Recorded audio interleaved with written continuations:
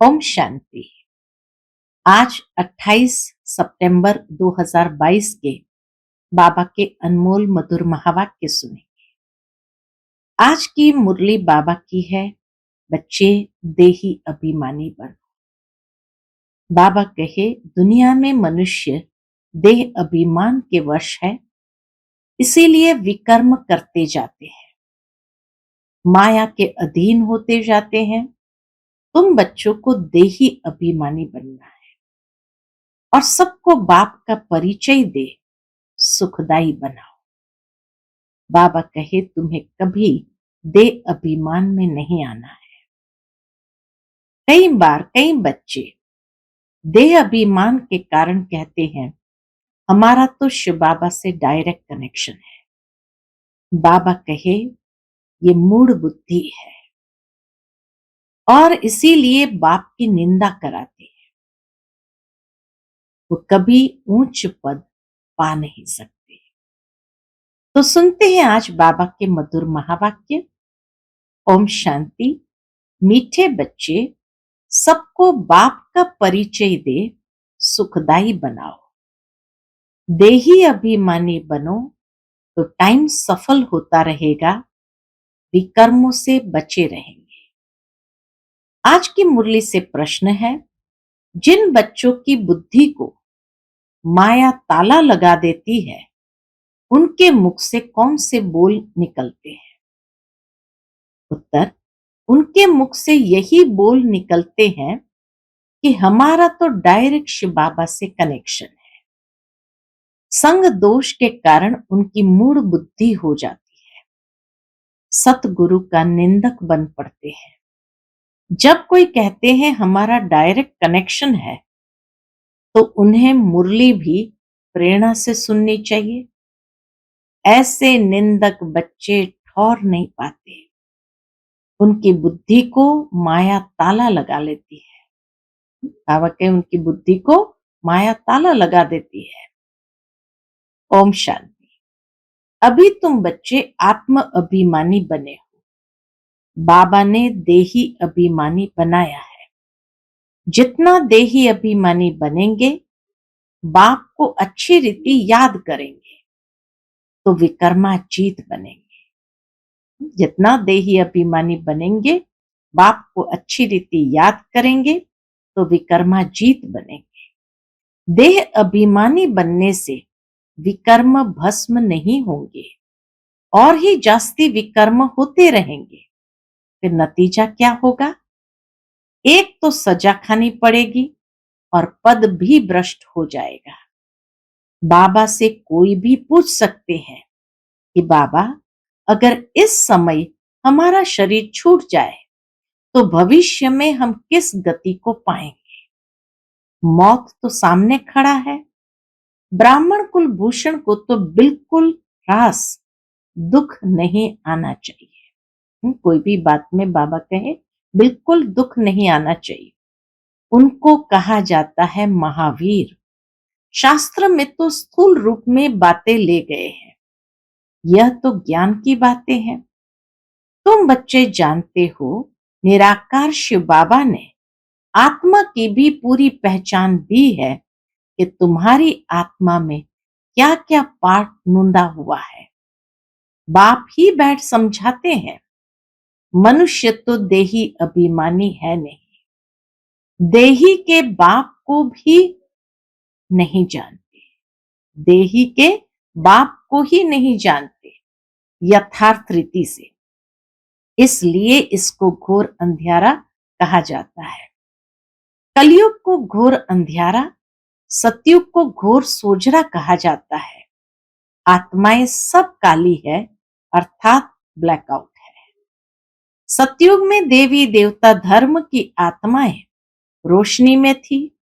इस भारत में ही दीपमाला मनाई जाती है। तुम जानते हो, यहाँ हमारी आत्मा घोर अंधियारे में है, बाप घोर सोजरे में ले जाते हैं।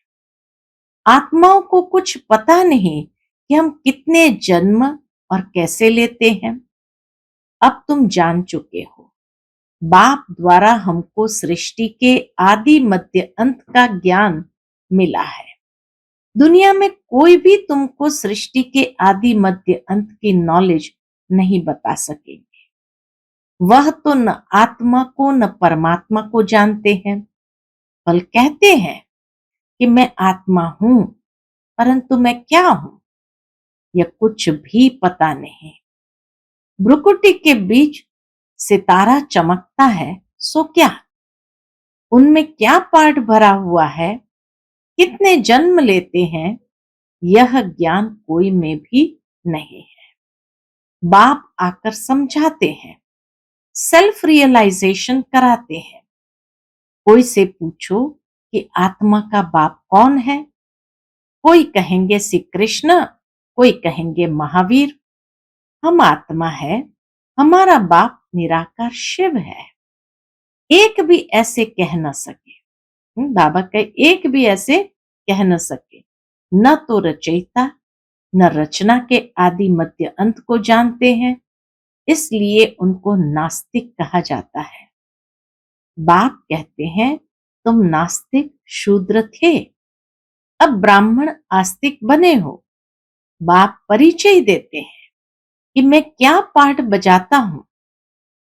कोई भी बाप का परिचय दे न सके, बाप का पार्ट क्या है समझा न सके। तुम भी नंबरवार समझते हो।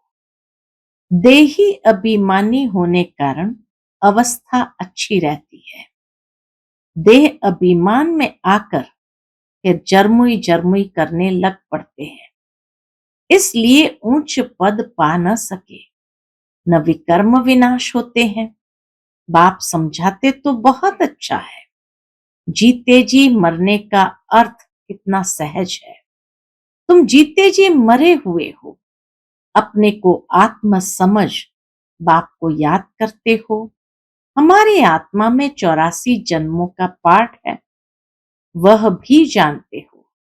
बाप को भी जानते हो कि वह कैसे ज्ञान का सागर पतित पावन है।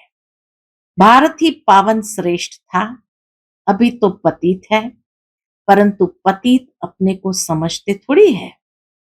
अभी तुम बच्चे जानते हो, पहले तो कोई भी काम के नहीं थे, सब मरे पड़े थे, सब कब्रिस्तान बना हुआ है। अब फिर परिस्तान के मालिक बन रहे हैं। भारत परिस्तान था, अब कब्रिस्तान है। सब एक दो को दुख देते ही रहते हैं। बाप कहते हैं कि अभी तुम सबको बाप का परिचय दे सुखदाई बनाओ। देही अभिमानी न होने कारण टाइम वेस्ट करते रहते हैं। घड़ी घड़ी देह अभिमान आ जाता है। तुम बच्चों को कब ह्रास यानी दुख नहीं होना चाहिए। कोई कोई को तो ह्रास में आ जाते हैं। बाबा कहे कोई कोई तो ह्रास यानी दुख में आ जाते हैं। कोई समझते हैं बाबा राम राज्य की स्थापना कर रहे हैं, रावण राज्य का विनाश होना है, इसमें कोई डरने की बात नहीं है। हाँ, गवर्नमेंट आदि मकान खाली कराती है तो करना पड़ता है। कितना प्रैक्टिकल बाबा बताते हैं कि गवर्नमेंट आदि मकान खाली कराती है तो करना पड़ता है। बाबा की याद में शरीर भी छूट जाए तो अच्छा है। सदैव तैयार रहना चाहिए। माया का वार अच्छे अच्छे बच्चों पर भी हो जाता है। कोई तो ऐसे मूर्ख बन जाते हैं, कहते हैं कि हमारा तो डायरेक्ट शिव बाबा से कनेक्शन है, परंतु ब्रह्मा के आगे तो जरूर आना पड़ेगा ना। अच्छा, घर में भी जाकर बैठ जाओ, फिर मुरली कैसे सुनेंगे, क्या करेंगे? कहते ये ब्रह्मा भी पुरुषार्थी है, हम भी पुरुषार्थी है। पढ़ते तो सब शिव बाबा से हैं, परंतु ब्रह्मा पास आएंगे तब तो सुनेंगे ना। प्रेरणा से सुनकर दिखाओ तो मालूम पड़े। फिर कभी कभी बाबा मुरली बंद भी कर देते हैं। ब्रह्मा से जन्म लिया और मर गया, फिर खत्म, वर्षा कैसे पाएंगे? ऐसे भी मंद बुद्धि बहुत संग दोष में खराब हो जाते हैं। फिर बताओ उनकी क्या गति होगी? सतगुरु का निंदक बने तो ऊंच ठौर पा नहीं सकेंगे। गुरु ब्रह्मा कहते हैं ना, गुरु विष्णु गुरु शंकर नहीं कहेंगे। गुरु सिर्फ ब्रह्मा ही है। तुम भी माता गुरु बनती हो, सतगुरु द्वारा बनी हो, न कि कलयुगी गुरुओं द्वारा। तुम ब्राह्मण ब्राह्मणियां बनी हो, तुम्हारी है रूहानी यात्रा, मेहनत है। बाबा कहे तुम्हारी है रूहानी यात्रा, मेहनत है। माया किसकी बुद्धि को ताला लगा देती है तो फिर उल्टा सुल्टा बोलते रहते हैं, वेस्ट ऑफ टाइम करते रहते हैं। अच्छा, मीठे मीठे सिकिलते बच्चों प्रति माता पिता बाप दादा का याद प्यार और गुड मॉर्निंग। रूहानी बाप की रूहानी बच्चों को नमस्ते। हम सब रूहानी बच्चों की रूहानी माता पिता बाप दादा को याद प्यार, गुड मॉर्निंग और नमस्ते। नमस्ते, शुक्रिया बाबा, शुक्रिया। बाप दादा के हस्त लिखित पत्रों की कॉपी। आज बाप दादा का एक पत्र हम सभी सुनेंगे। ज्ञान के सागर पतित पावन निराकार शिव भगवान वाच, अपने रथ प्रजापिता ब्रह्मा द्वारा सर्व ब्राह्मण कुल भूषण ब्रह्मा मुख वंशावली ब्रह्मा कुमार कुमारियों प्रति। कितना सुंदर तरीके से बाबा ने एड्रेस किया है। ज्ञान के सागर पतित पावन निराकार शिव भगवान वाच, अपने रथ प्रजापिता ब्रह्मा द्वारा सर्व ब्राह्मण कुल भूषण ब्रह्मा मुख वंशावली ब्रह्मा कुमार कुमारियों प्रति। हे बच्चों, तुमको समझाया गया है कि पतित पावन को पतित दुनिया में आकर पतित शरीर में प्रवेश करना पड़ता है। वह पतित शरीर कौन सा है? जो पूरे 84 जन्म का चक्कर लगाकर अभी अंतिम जन्म में है। पहला जन्म तो है पावन, श्री कृष्ण श्री राधे, स्वयंवर के बाद फिर श्री लक्ष्मी नारायण बनते हैं। अभी वह देवताओं का धर्म है नहीं, अनेक अधर्म है। अब फिर से बाप आकर वही सतयुगी देवी देवताओं का धर्म स्थापन करते हैं। प्रजापिता ब्रह्मा मुख वंशावली बच्चे जो ब्राह्मण ब्राह्मणी कहलाते हैं, आत्म रूप में आपस में भाई भाई है। फिर ब्रह्मा द्वारा एडॉप्ट हो भाई बहन बनते हैं। वर्षा पाना है ब्रह्मा कुमार कुमारियों को परम पिता परमात्मा से। शिव बाबा अपने बच्चों आत्माओं को कहते हैं, क्या कहते हैं? अब देही अभिमानी व आत्म अभिमानी भव। और मुझ अपने बेहद के बाप को याद करो, जो इस योग अग्नि व याद द्वारा सिर पर विकर्मों का बोझा है, जन्म जन्मांतर का, सो भस्म हो जाएगा। आत्म अभिमानी बन मुझ अपने बेहद के बाप को याद करो, जो इस योग अग्नि व याद द्वारा सिर पर विकर्मों का बोझा है, जन्म जन्मांतर का, सो भस्म हो जाएगा। देह का अभिमान छोड़ अपने को आत्म निश्चय कर बेहद के बाप मुझ परम पिता परमात्मा को याद करो, तो तुम फिर से पवित्र सतो प्रधान बन जाएंगे। द्वापर में जब से रावण राज्य की स्थापना होती है, तब से आत्मा जो सच्चे सोने समान है, जिसको सतो प्रधान गोल्डन एज कहा जाता है, सो अंत में आयरन एजेड तमो प्रधान कही जाती है। अर्थात सतयुग में जो पावन थे सो पतित बन जाते हैं कलयुग में।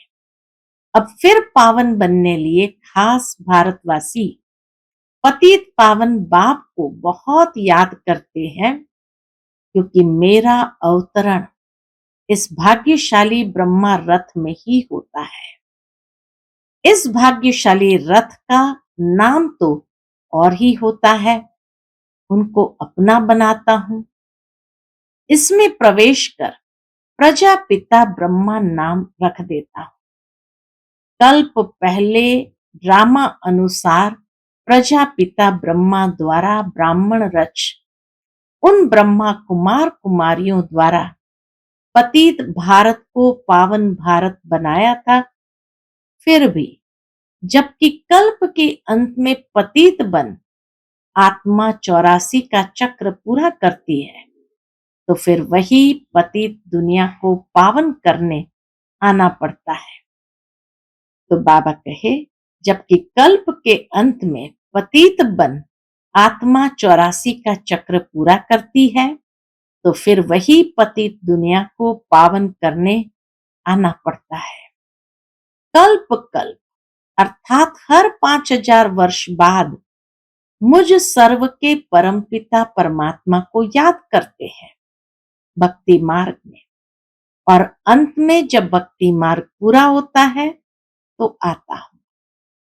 भक्ति मार्ग द्वापर से उतरता मार्ग है। रावण अर्थात 5 विकारों के कारण सबकी उतरती कला होती है, और मनुष्य मात्र पतित बन दुर्गति को पाते हैं। और मैं ब्राह्मण कुलभूषणों का बाप, टीचर, सतगुरु बनता हूं। मेरा तो कोई बाप, टीचर, गुरु नहीं है। भारतवासी आसुरी संप्रदाय जो सतयुग में दैवी संप्रदाय थे, उनका पिता तो हूं। बाबा कहे, भारतवासी आसुरी संप्रदाय जो सतयुग में दैवी संप्रदाय थे, उनका पिता तो हूं, परंतु उनको फिर से सूर्यवंशी देवी देवता बनाने, जो प्रजापिता ब्रह्मा कुमार ब्रह्मा कुमारी बनते हैं, कल्प पहले मिसल उनका शिक्षक बनता हूं। उनको सत्य ज्ञान देता हूं। सृष्टि चक्र के आदि मध्य अंत का ज्ञान देकर उन्हें त्रिकालदर्शी बना रहा हूं, ताकि नंबरवार पुरुषार्थ अनुसार कल्प पहले मिसल चक्रवर्ती सूर्यवंशी दैवी स्वराज्य फिर से स्थापन हो। बच्चों को सिद्ध कर बताया जा रहा है कि तुम इस समय सर्वोत्तम ब्रह्मा मुख वंशावली ब्राह्मण कुल भूषण हो। दैवी कुल से यह उत्तम कुल है, क्योंकि तुम ईश्वरीय कुल में हो। भारत 5000 वर्ष पहले स्वर्ग श्रेष्ठाचारी वैकुंठ दैवी स्वराज्य था। तब तुम सूर्यवंशी देवी देवता थे, फिर क्षत्रिय वैश्य शूद्र वंश में आए। अब प्रजापिता ब्रह्मा द्वारा ब्राह्मण बने हो। इसे 84 जन्मों का चक्र कहा जाता है। सब तो 84 जन्म नहीं लेते हैं। पीछे पीछे अनेक धर्म द्वापर से मठ पंथ स्थापन होते आए हैं और सृष्टि वृद्धि को पाती आई है। वास्तव में बाबा कहे, वास्तव में प्रजापिता ब्रह्मा मनुष्य सृष्टि झाड़ का फाउंडेशन है, जिसको कल्प वृक्ष कहा जाता है। गोया शिव बाबा मनुष्य मात्र का बाबा पिता है और ब्रह्मा ग्रैंडफादर है।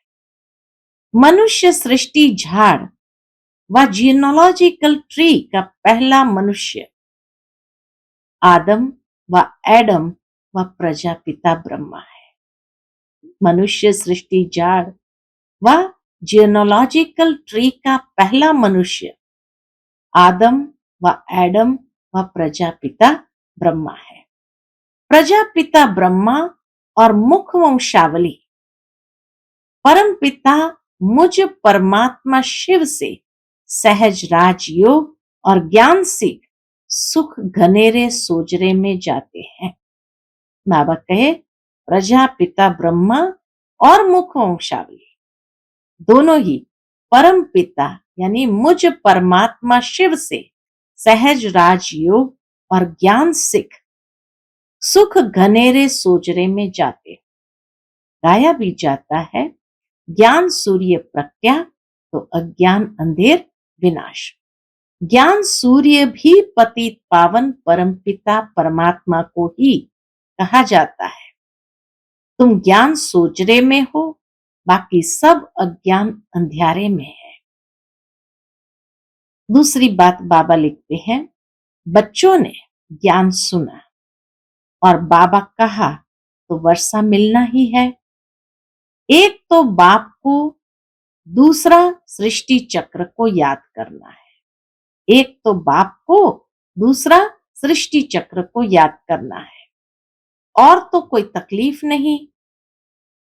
बाप जानते हैं कि बच्चों ने भक्ति मार्ग में बहुत तकलीफ देखी है, अभी और क्या तकलीफ बच्चों को देवे। जितना भक्ति में मेहनत उतना यहाँ चुप रहना, जितना भक्ति में मेहनत उतना यहाँ चुप रहना है। जितना योग में रहेंगे उतना विकर्म विनाश होंगे। कहते हैं ना, त्वमेव माताश्च पिता त्वमेव। दूसरे लौकिक माँ बाप भाई बंधु इस समय सब दुख देते हैं या फिर सबको सुख देते हैं, सदा सुखी बनाते हैं। अच्छा, ओम शांति। आज की मुरली से धारणा के लिए मुख्य सार है, पहली पॉइंट, हम ऊंचे ते ऊंच सर्वोत्तम ब्राह्मण कुलभूषण है, इसी खुशी में रहना है। स्वयं भगवान बाप टीचर गुरु के रूप में हमें मिला है, इस स्मृति में सदा हर्षित रहना है। दूसरी पॉइंट, किसी भी बात के दुख रास में नहीं आना है। जरमोई जरमोई में समय बर्बाद नहीं करना है। आज का बाप दादा का मधुर वरदान हम बच्चों के प्रति है, विश्व कल्याणकारी बन, अशांत आत्माओं को शांति का दान देने वाले मास्टर दाता भव। विश्व कल्याणकारी बन, अशांत आत्मा को शांति का दान देने वाले मास्टर दाता भव। दुनिया में हंगामा हो, झगड़े हो रहे हो, ऐसे अशांति के समय पर आप मास्टर शांति दाता बन औरों को भी शांति दो। घबराओ नहीं, क्योंकि जानते हो जो हो रहा है वो भी अच्छा और जो होना है वह और अच्छा। विकारों के वशीभूत मनुष्य तो लड़ते ही रहेंगे, उनका काम ही यह है, लेकिन आप विश्व कल्याणकारी आत्माएं सदा मास्टर दाता बन शांति का दान देते रहो, यही आपकी सेवा है। आज का स्लोगन है, अपनी सर्व प्राप्तियों को सामने रखो तो कमजोरियां सहज समाप्त हो जाएगी। अपनी सर्व प्राप्तियों को सामने रखो तो कमजोरियां सहज समाप्त हो जाएगी। अच्छा, ओम शांति।